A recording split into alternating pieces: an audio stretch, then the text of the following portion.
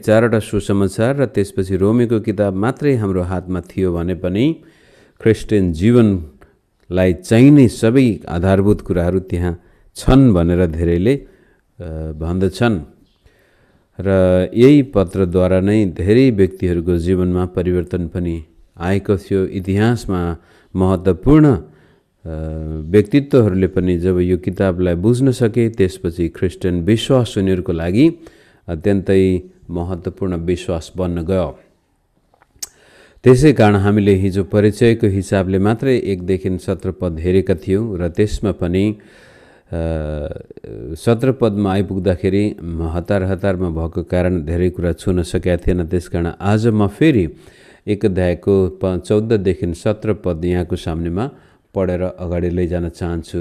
रोमीको किताब 1को 14 देखि 17 र जसको मुख्य विषय छ सुसमाचारसँग म शर्माउँदिन। किन त भन्दाखेरि उहाँले यसरी भन्नुहुन्छ, ग्रीक होस् या असभ्य जाति।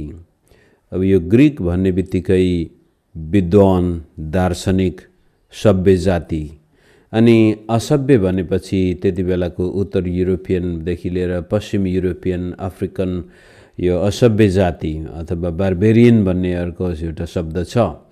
ग्रीक होस् या अरू असभ्य जाति, बुद्धिमान होस् या निर्बुद्धि, त्यही कुरोलाई दोहोऱ्याएर भनेको छ। सबैको म ऋणी छु, यसैले सकेसम्म तिमी रोममा हुनेहरूलाई पनि सुसमाचार प्रचार गर्न म उत्सुक छु। किनकि सुसमाचारसँग म शर्माउँदिन, किनभने विश्वास गर्ने प्रत्येकका मुक्तिको निम्ति यो परमेश्वरको शक्ति हो, पहिले यहुदीहरूका निम्ति र अन्य जातिहरूका निम्ति पनि। किनकि सुसमाचारमा परमेश्वरबाट आउने धार्मिकता प्रकट भएको छ। त्यो धार्मिकता जो चाहिँ सम्पूर्ण रूपले विश्वासद्वारा नै आउँछ। यस्तो लेखिएको छ, धर्मी चाहिँ विश्वासद्वारा नै जिउने छ।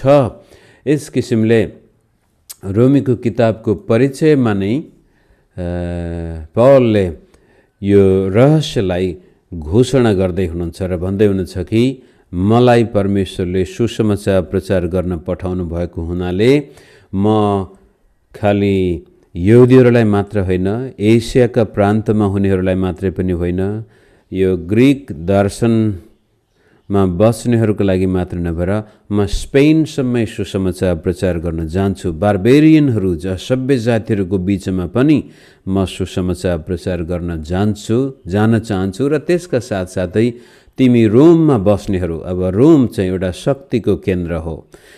ग्रीक भन्ने बित्तिकै ज्ञानको कुरो आउँछ भने रोम भन्ने बित्तिकै शक्तिको कुरो आउँछ। त्यसकारण शक्तिशालीलाई पनि, कमजोरलाई पनि, बुद्धिमानलाई पनि, मूर्खलाई पनि, सभ्यलाई पनि, असभ्यलाई पनि यो सुसमाचार प्रचार गर्नको लागि परमेश्वरले मलाई बोलाउनु भएको कारण म शर्माउँदिन। जुनसुकै परिस्थितिमा पनि सुसमाचार प्रचार गर्न मलाई अप्ठ्यारो लाग्दैन। र नभन्दै यो सुसमाचार हाम्रो जीवनमा पनि आइपुगेको छ। पावल जस्तै प्रभुका दासदासीहरूले आफ्नो जीवन सुसमाचार प्रचार गर्नको लागि दिएको कारण यो आज हाम्रो देशमा, हामी बसेको ठाउँमा र विशेष गरी नेपाली मूलका विश्वासीको निम्ति पनि यसको धेरै ठुलो महत्त्व छ।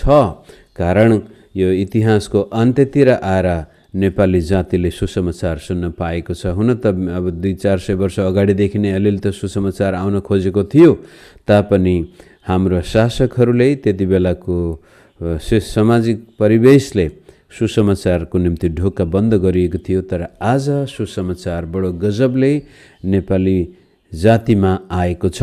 चाहे देश विदेशमा हामी बसेको किन नहौँ, त्यहाँ धेरैले प्रभुलाई विश्वास गर्दैछन् र यही रफ्तारमा जाने हो भने हाम्रो केही समयपछि वास्तवमै नेपाली जाति एउटा ख्रीष्ट येशूमा विश्वास गर्ने बहुसङ्ख्यक नेपालीहरूले यसुलाई विश्वास गरेको हामी देख्नेछौँ।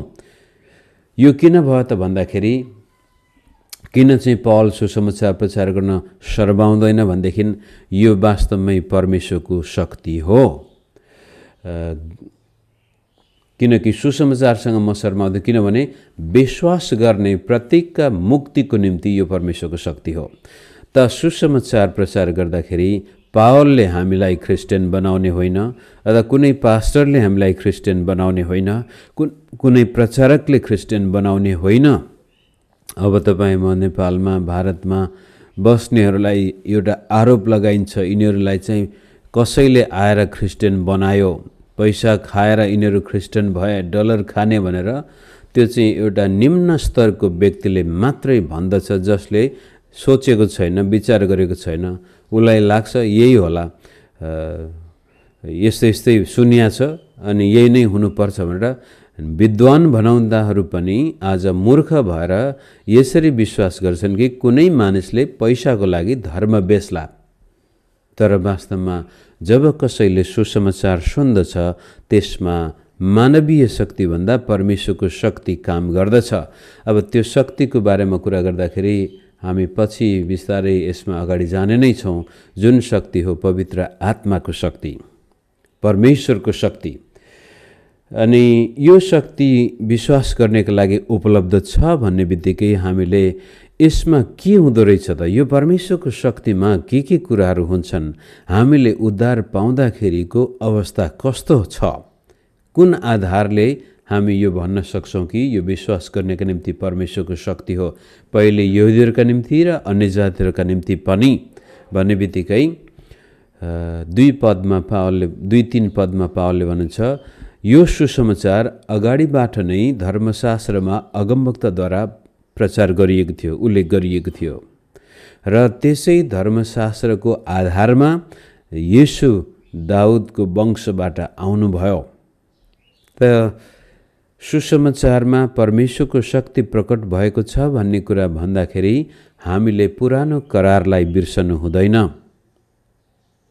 परमेश्वरले उत्पत्तिदेखि लिएर प्रकाशसम्म आफ्नो काम निरन्तर जारी राख्नु भएको छ र धर्मशास्त्र अनुसार भन्ने बित्तिकै पावलले उत्पत्तिको किताब अनि त्यसपछि मोसाका 5वटै पुस्तकहरूदेखि लिएर यहोशूको किताबदेखि लिएर राजाहरू, इतिहासमा घटेका घटनाहरू, बेबिलोनमा गएका कुराहरूदेखि लिएर दोस्रो मन्दिर बन्दाखेरि र मलाकीको पुस्तकमा आइपुग्दाखेरिसम्म परमेश्वरको मुक्तिको योजना निरन्तर बढिरहेको थियो र त्यसपछि ख्रीष्ट येशूमा त्यो पूर्ण रूपले पुरा भएको कुरो पावलले व्यक्त गर्नुहुन्छ। यो धर्मशास्त्र अनुसार र हामीले रोमीको किताब र पावलको धर्मशास्त्रीय विचारलाई बुझ्नको लागि उसलाई यहुदी धर्मशास्त्रबाट, यहुदी विश्वासबाट उछिट्याउनु हुँदैन। कतिपय अब विद्वानहरूले अहिलेसम्म र अझै पनि पावल र यहुदी बीचको एक किसिमको दूरी कायम गरेर पावललाई बुझ्न खोज्दाखेरि नै पावलले प्रचार गरेको सुसमाचार नै ओझेलमा पर्न गएको देखिन्छ। त धर्मशास्त्र अनुसार परमेश्वरको शक्ति सुसमाचारमा हामी देख्छौँ, किनभनेदेखि आदिकालदेखि नै परमेश्वरले मानिसको मुक्तिको निम्ति योजना बनाउँदै आउनुभएको छ र त्यो योजना अचानक 2000 वर्ष अगाडि प्रभुले रच्नु भएको होइन। परमेश्वरले संसारको उत्पत्ति हुन अगावै भन्ने शब्द पनि पावलले नै चलाउनुहुन्छ अनि त्यो शब्द आज सुसमाचारमा पुरा भएको छ। परमेश्वरको योजना सुसमाचारमा प्रकट भएको छ, परमेश्वरको शक्ति प्रकट भएको छ र जब कुनै व्यक्तिले येशूलाई विश्वास गर्छ, मानिलिउँ तपाईँ र मैले सुसमाचार सुनायौँ र त्यसले येशूलाई विश्वास गर्छ भने त्यति बेलामा के हुन्छ त, कसरी उसको मुक्ति हुन्छ भन्दाखेरि हामीले प्राय अहिलेसम्म सबैले सुन्दै आएको कुरो के भनेदेखि येशू हाम्रो सट्टामा मर्नुभयो, येशू हाम्रो लागि पाप बन्नुभयो। पापै नचिन्नु हुनेलाई दोस्रो कोरिन्थी 5:23 भन्छ, पापै नचिन्नुलाई परमेश्वरले पाप बनाउनु भयो ताकि हामी उहाँमा धार्मिकता बन्न सकौँ। र पहिलो कुरो चाहिँ यो पाप नचिन्ने व्यक्ति हाम्रो लागि पाप बनेको, हाम्रा पाप येशूमा, येशूको धार्मिकता हामीमा आएको कुरो नै हामी सुन्दै आएका छौँ, व्यक्त गर्दै आएका पनि छौँ। त्यसलाई एक दुईवटा यो तस्बिरबाट यहाँको सामनेमा राख्न चाहन्छु। सुसमाचारमा विश्वास गर्दा के भयो त भन्दाखेरि यहाँनिर पहिलो कुरो तपाईँ म देख्दैछौँ, अदालतको एउटा कोठा देख्नुहुन्छ तपाईँले। अदालतमा एउटा अपराधीलाई जब उभ्याइन्छ र त्यसपछि सबै केरकार गर्दाखेरि न्यायाधीशले त्यसलाई दोषी या निर्दोषी ठहराउँदछ र जब हामी सब्स्टिट्युसनरी डेथ अफ क्राइस्ट के भन्छ येशू हाम्रो सट्टामा मर्नुभएको तथ्यलाई स्वीकार गर्दछौँ त्यति बेलामा अदालतले भन्छ यो व्यक्ति मर्नुपर्ने हो, यो व्यक्ति नरक जानुपर्ने हो, पापको ज्याला मृत्यु हो। अनि त्यति बेलामा येशू ख्रीष्ट हामीमा आउनुहुन्छ। येशू ख्रीष्टमा हामी लुकेर बसेको कारण हाम्रो सट्टामा येशू मर्नुभयो। हाम्रो दण्ड येशूले लिनुभयो। त्यसै कारण हामी आज दण्डमुक्त भएका छौँ। जब अदालतले न्यायाधीशले कुनै अपराधीलाई यो अपराधी होइन भनेर घोषणा गर्दछ त्यसपछि उले गरेको अपराधै भए पनि कानुनी हिसाबले ऊ निर्दोष ठहरिन्छ। भलै उसको चरित्रमा उले पाप गरेको होला र पनि यदि न्यायाधीशले त्यसरी डिक्लेयर गर्छ भने त्यो व्यक्ति निर्दोष ठहरिन्छ। त्यसै कारण पहिलो कोरिन्थी 1:30 मा भने परमेश्वर नै ख्रीष्ट येशूमा तिमीहरूका जीवनको स्रोत हुनुहुन्छ। ख्रीष्टलाई नै उहाँले हाम्रा बुद्धि, हाम्रा धार्मिकता र पवित्रता र हाम्रो उद्धार बनाउनु भयो। त ख्रीष्ट येशू फेरि दोस्रो कोरिन्थी 5:23 मा 21 देखि 23 सम्म हामी त्यहाँ पनि येशू ख्रीष्ट नै हाम्रो निम्ति धार्मिकता बनिदिनु भयो र हाम्रो निम्ति उहाँ पाप बन्नुभयो र हामीलाई आफ्नो धार्मिकता दिनुभयो। अनि यो कुरो परमेश्वरले क्रुसमा हाम्रो लागि डिक्लेयर गर्नुभयो कि ख्रीष्ट मर्नुहुन्छ, हामी जिउँछौँ। त्यो एक किसिमले परमेश्वरको शक्ति ख्रीष्ट येशूमा त्यो प्रमाणित गर्नुभयो कि येशू हाम्रो लागि मर्नुभएको कारण हामी मर्नु पर्दैन। र अदालतको एउटा नियम कानुनले अब हामीलाई निर्दोष ठहरिएछ। अब कसैले पनि अदालतले सफाई दिइसकेपछि अब अरूले त्यसलाई दोष दिन सक्दैन। तर त्यतिले मात्रै वास्तवमा यो परमेश्वरको शक्तिलाई पूर्ण रूपले पूरा चित्र दिन सक्दैन। हो, येशू हाम्रो लागि मर्नुभयो, हाम्रो सट्टामा मर्नुभयो र हामीलाई उहाँको धार्मिकता प्राप्त भएको छ। तर त्यो गर्नुको पछाडिपट्टि अर्को पनि योजना छ, जुन कुरो पावलले धर्मशास्त्र अनुसार भन्ने शब्द चलाइएको छ। अनि त्यो धर्मशास्त्रले के भन्छ भने परमेश्वरले मानिससँग करार बाँध्नु भएको छ। कभनेन्ट भन्ने शब्द यहाँ चलाएको छ, करार। आदमसँग पनि भन्नुभएको थियो तँलाई म पापमुक्त गर्नेछु, अथवा स्त्रीको सन्तानबाट शैतानको शिर कुल्चने छ। अब्राहमसँग परमेश्वरले करार बाँध्नुभयो कि तँद्वारा नै, तेरो सन्तानबाट नै म सारा संसारका मानिसलाई आशिष दिनेछु। आदमले जसरी पाप ल्यायो संसारमा, अब अब्राहमको सन्तानबाट त्यो पाप परमेश्वरले हटाउने करार बाँध्नु भएको थियो, प्रतिज्ञा गर्नुभएको थियो।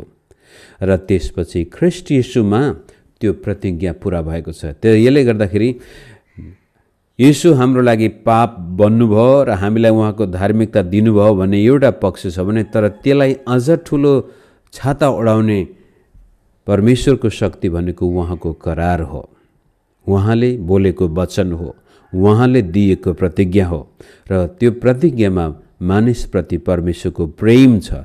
त्यसकारण क्रुस केवल परमेश्वरको दण्डको चिन्ह मात्र नभएर क्रुस चाहिँ परमेश्वरको प्रेमको चिन्ह हो।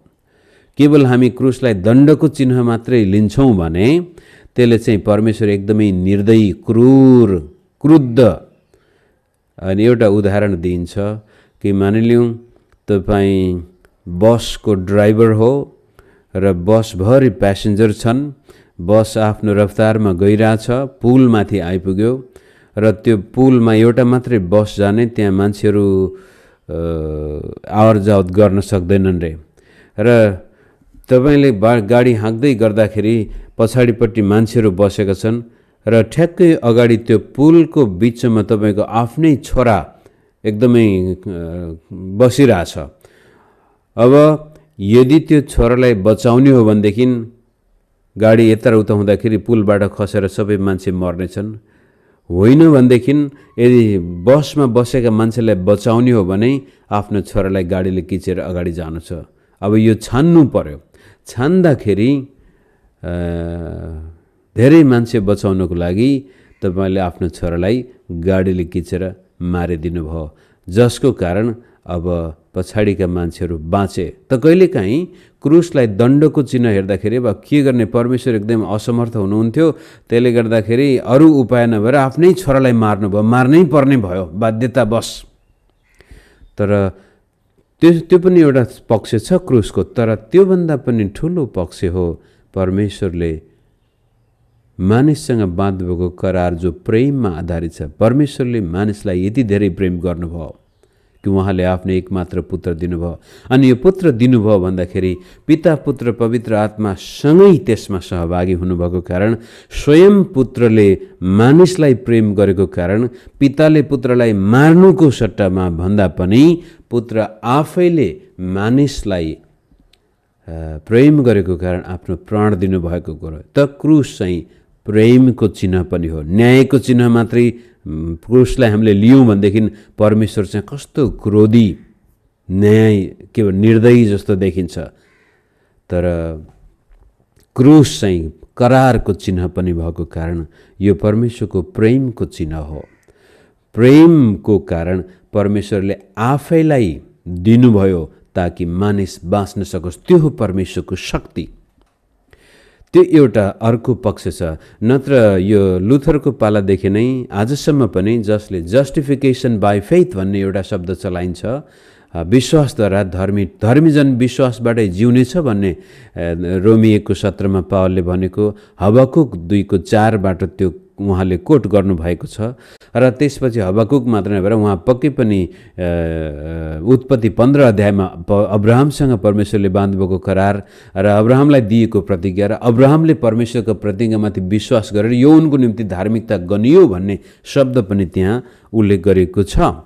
त्यसले गर्दाखेरि यो करारमा परमेश्वरले मानिसप्रति गर्नुभएको त्यो वाचा छ, त्यो पुरा गर्नुभयो प्रेमको कारण। विश्वासद्वारा जिउने व्यक्तिले अब क्रुसलाई दण्डको चिन्ह मात्र नभएर प्रेमको चिन्हले पनि हेर्न सक्छ। त्यसपछि माथि येशू ख्रीष्टको पुनरुत्थानमा त्यो कुरो पुरा भएको कारण यो नयाँ सृष्टि पनि हो। जब कुनै व्यक्तिले ख्रीष्टमाथि विश्वास गर्दछ, एउटा कुरो त हामीले देख्यौँ, ख्रीष्टको धार्मिकता उसमा आउँछ। ख्रीष्ट उसको लागि पाप बन्नुभएको कारण ऊ अब धर्मी ठहरिएको छ परमेश्वरको नजरमा, अदालतबाट उसलाई सफाई मिलेको छ। दोस्रो कुरो, परमेश्वरले त्यो सफाई दिनुको मुख्य कारण चाहिँ करार, अब्राहमसँग बाँधेको करार। तमा नै सारा संसारका मानिसले आशिष पाउनेछन्। त येशू ख्रीष्ट अब्राहमको सन्तान भएर आउनुभएको कारण उहाँले नै अब पापको ज्याला आफैमाथि लिनुभयो। अहिलेसम्म व्यवस्थाले पापले मागेको डिमान्डहरू सबै उहाँले नै पुरा गरिदिनु भएको कारण हामी अब ज्याला मुक्त भएका छौँ, दोषमुक्त भएका छौँ। र परमेश्वर येशू ख्रीष्टमा हामीले पनि त्यो करारको जिम्मा पुरा गरेका छौँ। अब करार दुईतिरबाट हुन्छ। एकजनाले मात्रै करारनामा गरेपछि एउटाले मात्रै करार राखेर हुँदैन। त्यसै कारण ख्रीष्ट येशू परमेश्वर पनि मानिस पनि हुनुहुन्छ। र मानिस भएको कारण, हामी ख्रीष्टमा भएको कारण हामीले पनि त्यो करार पूर्ण रूपले पालन गरेको कारण अब हामी परमेश्वरका सन्तान भएका छौँ। त्यो हो परमेश्वरको शक्ति। त्यति बेलामा अब के हुन्छ पुनरुत्थानमा भने हामी नयाँ सृष्टिमा प्रवेश गर्दैछौँ। पुरानो सृष्टि आदमले बिगार्यो, आदमको पापले बिगार्यो। अनि अब्राहमको सन्तानबाट त्यो बिग्रेको सृष्टिलाई फेरि परमेश्वरले सुधार्नु भयो। अब्राहमले ठिक गर्नुपर्ने भयो अथवा ख्रीष्ट येशूले त्यो ठिक गर्नुभयो। र ख्रीष्ट येशूलाई जब हामी विश्वास गर्दछौँ, अब्राहमको जस्तै विश्वास हामीमा आउँछ। र येशू ख्रीष्टलाई जसरी प्रभुले मृत्युबाट बौरी उठाउनु भएको छ, अब हामी पनि जीवनमा प्रवेश गरेछौँ। नयाँ सृष्टिमा हामी जाँदैछौँ। दोस्रो कोरिन्थी 5:17-21 कुरो त्यही आउँछ फेरि कि पूर्ण रूपले अब हामी ख्रीष्टमा नयाँ भएका छौँ। त्यो परमेश्वरको शक्ति हो। त पहिलो कुरो अदालतबाट सफाई भएको कुरो, कारण येशू हाम्रो लागि दोषी बनिदिनु भयो, हामी निर्दोष भयौँ। दोस्रो कुरो, हामी ख्रीष्ट येशूमा परमेश्वरको त्यो करारमा सहभागी भएका छौँ, नयाँ करारमा सहभागी भएका छौँ, जुन करारले भन्दछ कि अब्राहमको सन्तानबाटै सारा मानिसहरूलाई परमेश्वरले आफूमा मिलापमा ल्याउनु हुनेछ र जसको कारण अब तेस्रोमा क्रुसमा विश्वास गर्ने बित्तिकै हामी नयाँ सृष्टि बन्दछौँ, पुरानो कुराहरू बितेर गएका छन्। त्यति मात्र नभएर अब यो चाहिँ मैले त्यहाँ पदहरू राख्न भ्याइन तापनि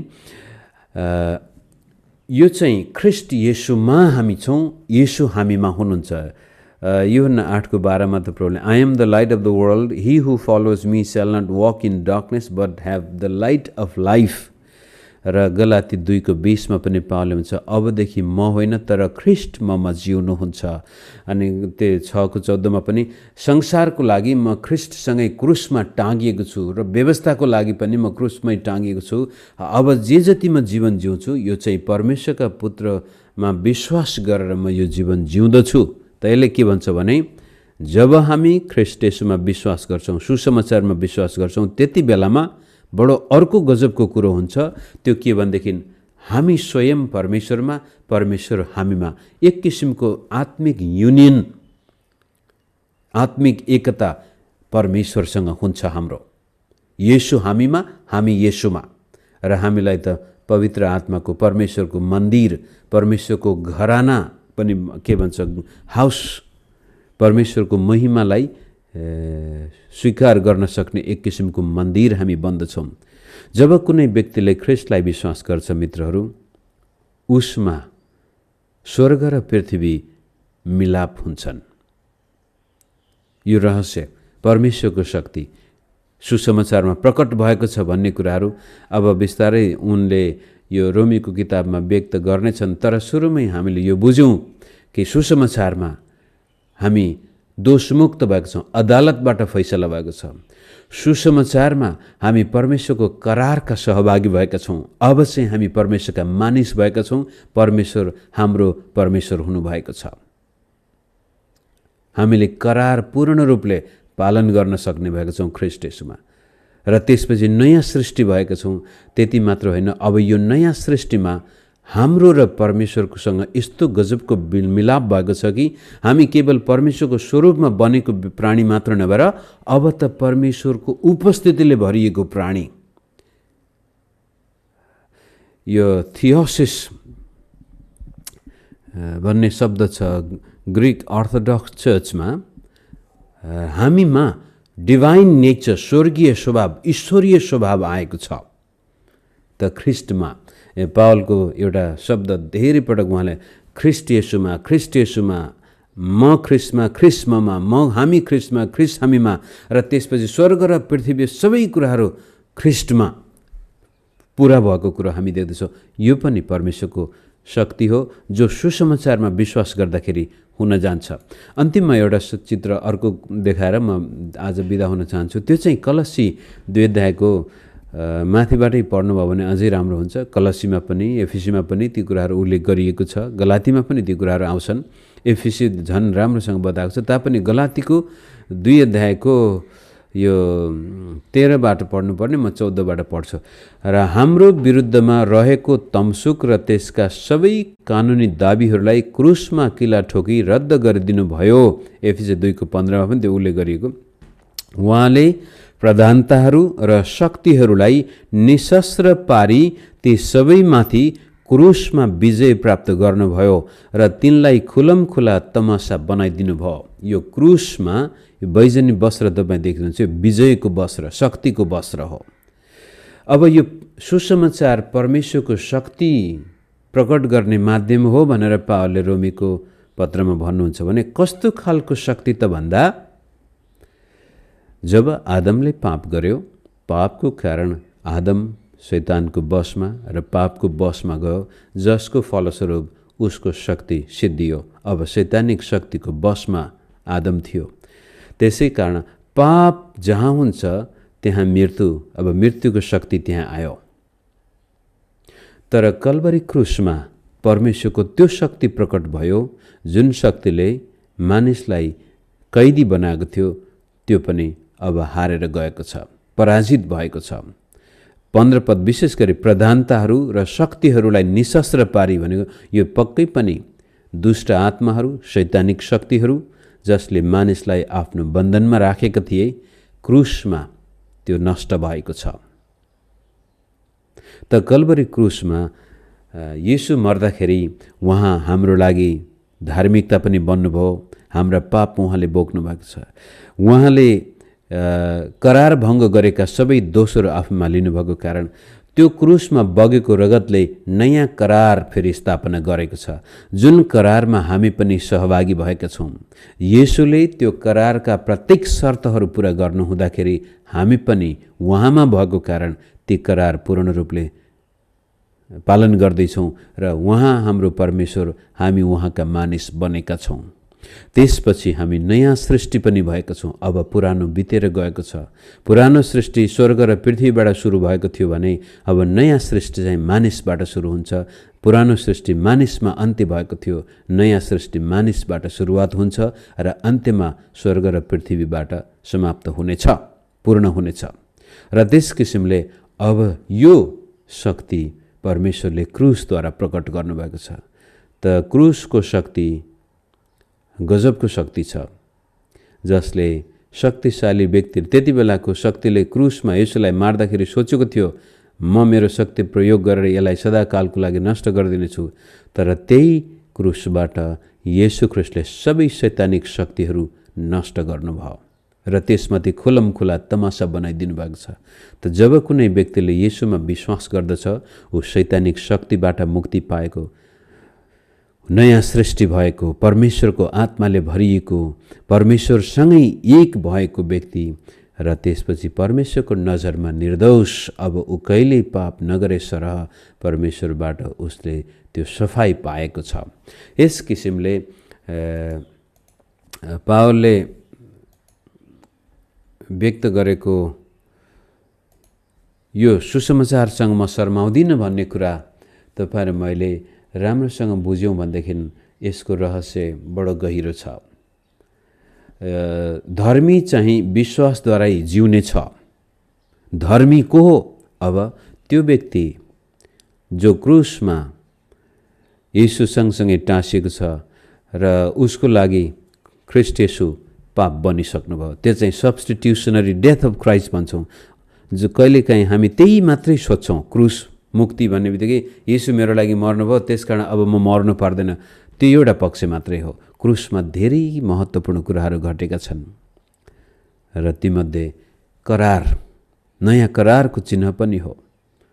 पुरानो करारमा रगत जनावरको बग्थ्यो भने नयाँ करारमा ख्रीष्ट येशूले आफ्नै रगतबाट त्यो करार स्थापना गर्नुभएको कारण अब हामी जब ख्रीष्ट येशूमा विश्वास गर्दछौँ, त्यसपछि हामी त्यो करारमा सहभागी हुन्छौँ।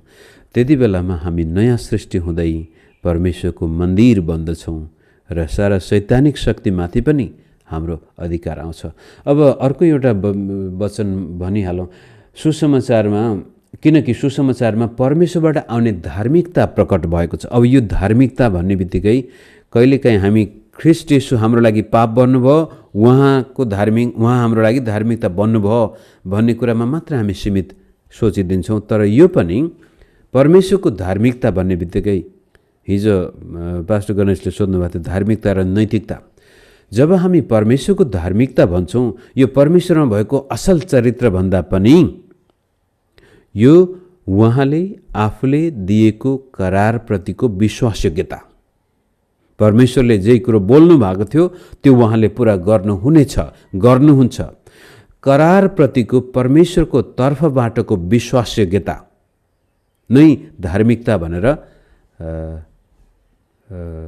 पुरानो नियमभरि हामी त्यो परमेश्वर धर्मी हुनुहुन्छ भन्ने बित्तिकै परमेश्वर कुनै पाप छैन भन्नुभन्दा पनि त्यो त अब सम्भवै छैन, त्यो हुँदै नहुने कुरो।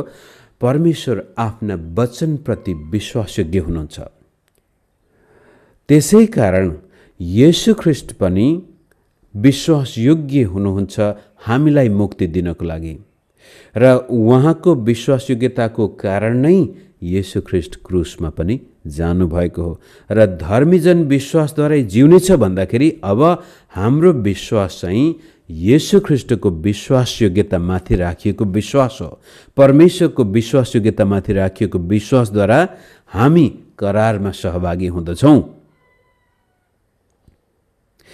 नत्र यी रहस्यलाई बुझेनौँ भनेदेखि हामी फेरि मुक्तिको निश्चयताको लागि धेरै सङ्घर्ष गरेर हुन सक्छौँ। आफै धर्म कर्म गरेर मैले नैतिकता र धार्मिकताको जोड दिनुको मुख्य कारण नै हामीले अब पावलको हामी 5 अध्यायबाट 8 सम्म हेर्दाखेरि यो मुक्ति चाहिँ अब हामीले कमाएको नभएर स्वयं परमेश्वरले नै हामीलाई दिनुभएको छ। कारण उहाँ विश्वासिक, उहाँ धर्मी हुनुहुन्छ।